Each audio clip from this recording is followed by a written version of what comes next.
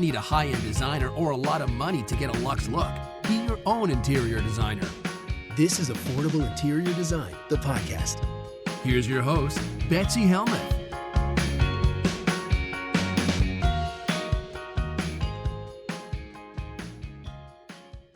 Happy January, everybody. If you're watching this video on YouTube, you can see I'm still in my office. I'm batching these. I'm recording all of January right before I move out, just so I can savor my last moments in this adorable space. Because something that inspires me so much is recording while looking out the windows. So you can see here my beautiful storefront packed up, but I can still gaze out the window. This week was so magical with the snow coming down in huge flakes, and it was a perfect send-off for me in this space. So I figured one last go around podcasting here rather than my house will just make me feel all warm and fuzzy. So I'm recording the whole month in advance. That way I can spend this month getting my home spruced up and getting my new office ready. As you heard from one of my episodes earlier this month, I'm going to imbue my new space with all sorts of magic, and it's going to take me a little bit to set up. Hopefully not too long, because it's what I love to do. I can make it happen in a hurry. But until then, I'm going to just finish up the month talking to you right here.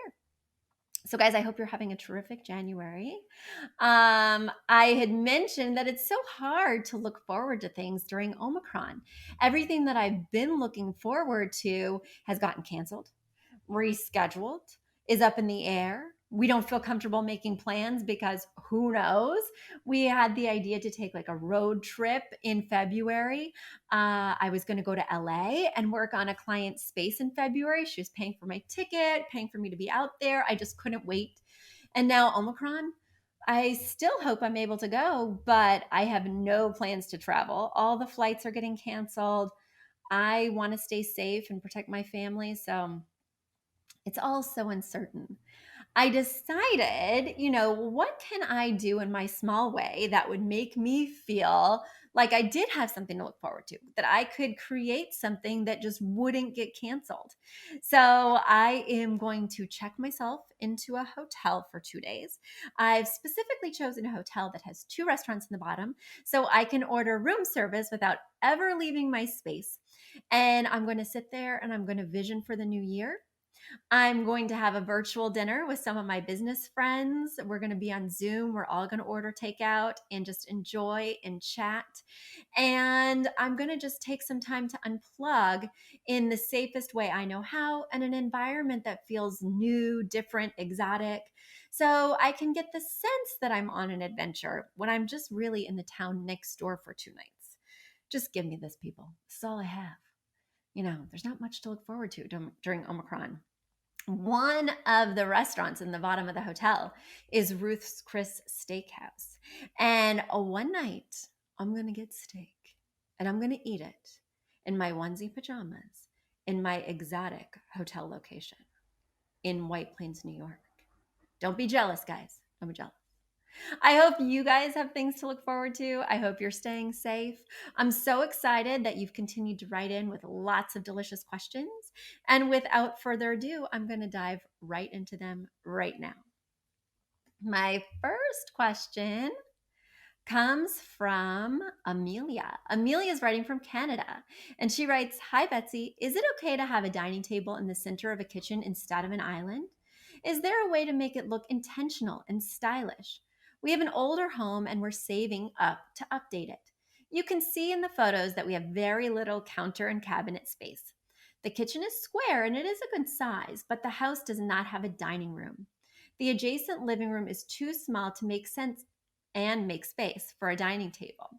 The only other option would be to remove a wall and make one of our spare bedrooms into the dining room. We're concerned about this because it feels like maybe we're taking some value away from the home.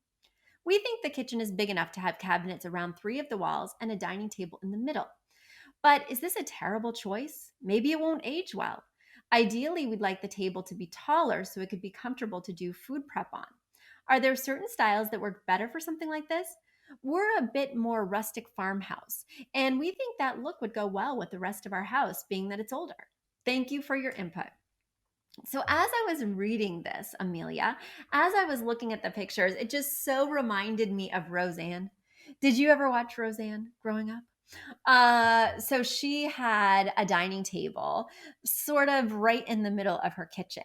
And so these pictures really harkened back to that kind of feeling.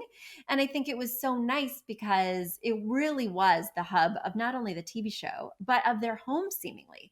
So much action happened in that kitchen while somebody was preparing a snack or a meal, while other people were at the table.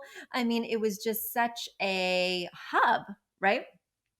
But at the same time, if I had a dining table in the middle of my kitchen, I'm worried that it might become somewhat of a crap collector. That if I had limited counter space, which it looks like you might have, I only have two angles of this. But if I did have limited counter space, it might become that prep station. Now, of course, if I was using it every night, I'd be clearing it off regularly. So I guess that would be okay. But it is one of the traps of having a dining table right there in the middle of your kitchen. So whether or not you should have it there, for me, is a lifestyle question. And also the height of it is a lifestyle question. High top, like countertop or bar height dining tables are really fun and they tend to be a more casual vibe. So if you don't have dinner parties, if you don't eat formally, and if you don't have small children, I think the high top could make a lot of sense because you could use it as a prep area without having to bend down. It's at that nice level that just feels sort of organic. And maybe even if you're super casual eaters, you could have stools that tuck right underneath. So you don't even have to push chairs out of the way to sidle right up and chop your onions or whatever you're doing. That could make it a really kind of streamlined piece that could flow beautifully and function impeccably in a space that has to do sort of double duty island dining area. If you do have young children, if you do like to entertain and have dinner parties, I think a high top is not going to be all that comfortable. And it's also not going to be all that conducive to having guests. There are very few high top dining tables that have extension leaves. I would be inclined, based on your lifestyle, if you had kids, if you entertain, to get just a standard height dining table and get one that extends so that day to day it can be just the right size for that island or for nightly dining. But then you can have people over without feeling like limitations. Now, normally around a dining table, you need 30 to 36 inches to pull out your chair without hitting anything else, like a wall, a buffet, a hutch, a console. And I would recommend having even more room than that in the middle of a kitchen because I want to open the dishwasher, open the stove, do the dishes. Maybe somebody's coming behind me. So I would recommend 48 inches on either side. And as I'm eyeballing these pictures, I think that's possible here. But as you're choosing the width of your table, I would be quite mindful of having that extra room to move around. I would also be mindful that the table's materials need to work seamlessly with the kitchen's materials. So, right now you have a mid tone to light wood table with mid tone to light wood chairs. Meanwhile, the cabinets are white doors, and then the actual frame of the cabinet is like a dark wood. And so for me, it not only feels incongruous spatially, like sort of plopping a table in the middle of the kitchen, but it also feels incongruous stylistically. So I would want to make sure if the table has any wood elements that that wood coordinates with the woods from the cabinet. I want to make sure that this space feels really cohesive rather than you just taking a dining room from your old space and plopping it in the middle of this room and trying to make things work. If they really look good together, if they look like one cohesive unit, it's going to feel less disjointed and awkward. And then also, you want to think about the materials you're using. If I was going to have a dining table and chairs right in the middle of my kitchen, I would make sure to avoid fabric or upholstered chairs because they're going to absorb the grease and smells from the kitchen. Instead, I would skew more towards leather or pleather chairs. If I had a marble countertop, I would avoid having a marble dining top table. You don't want them to look like they're supposed to be the same if they're not. So, all these things are things to keep in mind as you're selecting your new dining table. I do think there's a lot of value to having extra rooms in your home in terms of extra bedrooms. So, I understand your hesitancy to knock down the wall. But if you're not planning on moving from here, and reselling, which is sort of why you were hesitant to remove that wall. If you're not planning on doing it for 5 to 10 years, I say do whatever makes the most sense for your family and your lifestyle, because I think living somewhere for 5 to 10 years and having it really flow and work for you is so much more important than resale value. After 5 to 10 years, you will have gotten years and years of value out of whatever arrangement you chose, and you can easily put the wall back up, and it will have been worth the investment to both take it down and erect it. But the one person you want to ask, perhaps, about how this structural change would impact your resale value is a real estate agent. Because so many times people come to me and they say, Betsy, I'm considering these changes, but I really don't know if it makes sense. And I tell them, if you're worried about resale, if you're trying to decide on a renovation because you're wanting to recoup that value in the future, talking to a real estate agent is key, because they're in the market of reselling. And I'm in the market of making your interior design dreams come true and making your home more functional for you, not for somebody else that we don't even know in the future. So I hope that helped and gave you a lot of clarity, Amelia. Thanks for writing in. Let us know what you do, by the way. I'm very curious to see how this all shakes down. All right, let me get to my next question. My next question comes all the way from Australia, from Julieane. Julieane says, Hi, Betsy. You say that wall art should be 50 to 75% of the width of your furniture. But how does this apply to a dining table? Should art be 50 to 75% of the width of the table only, or should the chairs be counted towards that width? A photo is attached of the table I bought. I also bought 6 black leather chairs. The art is custom framed, colorful fabric, which is very meaningful to my husband and to me. But that means that we can pick any size. Thanks in advance. So, Julie, thanks so much for sending in this table. It looks like it is a round marble top with a dark sort of graphite metal base that's got this really cool, very contemporary X.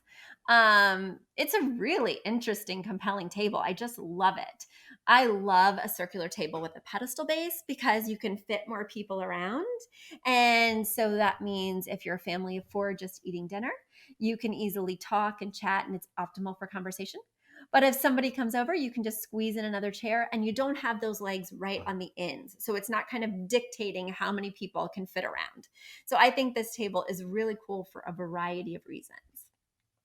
Yes, I typically make it so that the artwork is 50 to 75% the size of the table, not of the table with the chairs. But the other thing that you want to consider in a dining space is how big is the wall behind the dining table? Because sometimes, the dining table is not going to be pushed up against the wall. That rule is really for objects that will be pushed up against the wall. And certainly in some apartments or tight spaces, I will push a dining table against the wall, but it's quite rare. And you certainly would not do it with a circle, right? So if this table's floating in the middle of the space, you don't have to follow that rule. It's more about what's the size of the wall, because it's not directly above something that's directly below it, if that makes sense. So in that case, say I had like a 10-foot wall behind this 60-inch dining table. I would be more concerned with making that wall feel full. So maybe I would do 3 pieces, like a triptych, that were all 30 by 30 with a few inches between. That would much better fill the wall, even though, if you add up those 3 pieces with the space in between, it's much bigger than the 60 inches. So I hope that makes sense, because just to reiterate again, it's not about being 50 to 75% of the length of the piece if the piece is not directly below it. If the piece is in the middle of the room and the artwork is 3 feet away on the wall, then they don't have to have that same relationship. I would also consider this with any piece of furniture that floats in the middle, like a grand piano, right? So you may have a piece of art above a grand piano, but the grand piano is floating sort of in the middle of the room or on a diagonal. So they're not in direct relationship. I hope that helps to clarify. And I'm really excited to see what you do with your dining area. Keep us posted. Let's get to my next question. Next question today comes from Eric. Eric's writing all the way from New Jersey. Eric, I can practically see your house from my storefront. All right, you say, "Hi, Betsy. I'm a new listener to the show, but I've already found your insight to be very helpful when thinking about how to design my new home. I was hoping you could give me advice about what I can do with the dated fake wood paneling wall currently found in my living room. I'm planning on removing the carpeting in this room and showcasing the hardwood floor underneath, but I cannot stand to look at that fake wood paneling on the wall. Can this paneling be painted or wallpapered? How would you recommend doing that? Also, as this room has a fireplace and television hookups on opposite walls, how would you tackle the room's arrangement to ensure optimum viewing of both? I appreciate any help you can provide. Thank you so much for your time, Eric." Well, Eric, yes, there is much you can do to cover wood paneling. There are, 4 ideas that come to mind to fix wood paneling. The first is that you can paint it, right? You do need to prep the wall and you do need to, follow some very specific steps to make sure that it's ready to hold paint. But that is the easiest way to go about reimagining wood paneling. There's another fun thing that you could do that's not very expensive, even though it is more labor intensive.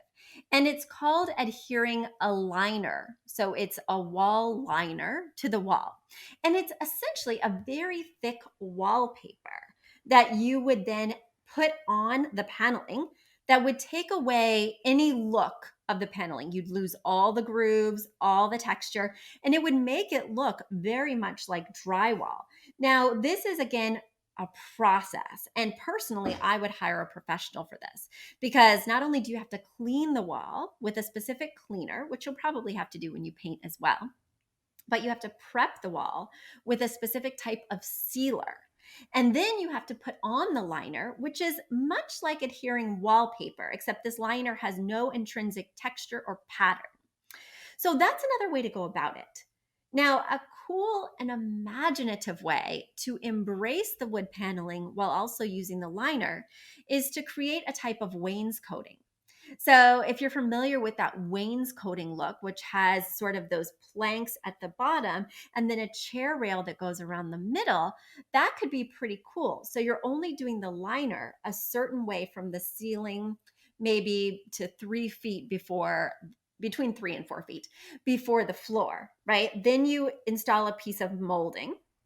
You paint the molding as well as the paneling that you've left below the molding a white, like the trim. And then you've got that smooth liner above the chair molding, and you paint that the same color as the walls, right? So that's a very creative way to reimagine this wood paneling in a contemporary way.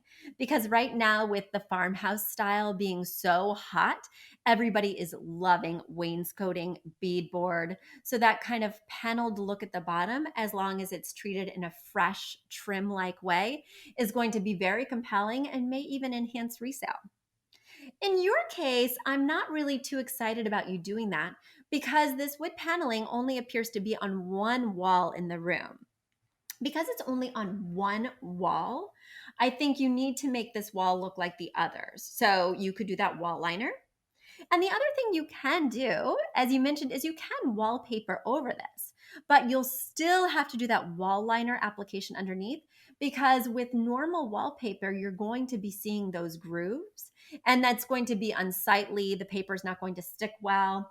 So in my estimation, unless you are very, very handy, I would be hiring someone for all 4 of my ideas, whether you choose to wallpaper, wainscot, paint, or use a wall liner all over. Those are sort of my suggestions. Now, you did also ask me where to put this TV.